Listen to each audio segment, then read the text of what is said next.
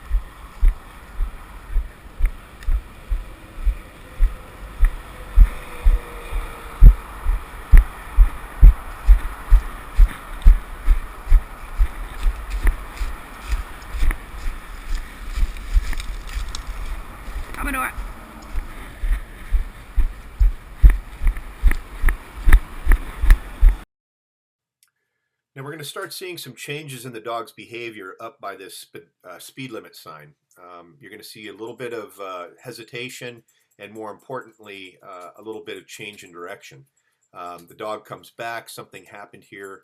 9 times out of 10, what this behavior is related to is a scent pool.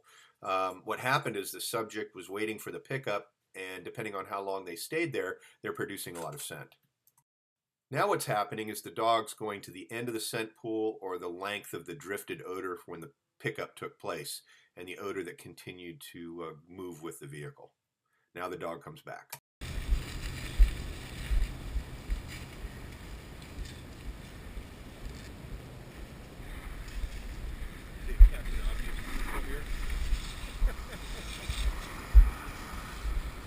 So the question is, where was the pickup?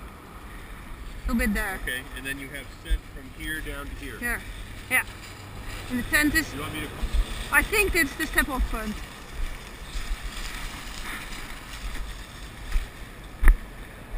Where do you think? Where do you think she? Yeah. Where do you think? Where did you get into the car? I think there. Okay. Okay. Come on over. We'll be waiting for you. Okay. So keep her on a short leash, and we will wait. Okay, this map is an interpretation of what we did. It's not exact. I didn't have the GPS on. I just plotted this out based on the video. However, the pickup point, or where Bailey estimated it to be, is exactly that point. Also, where the car that picked up Lauren and Ilsa parked after the event was over is also fairly accurate.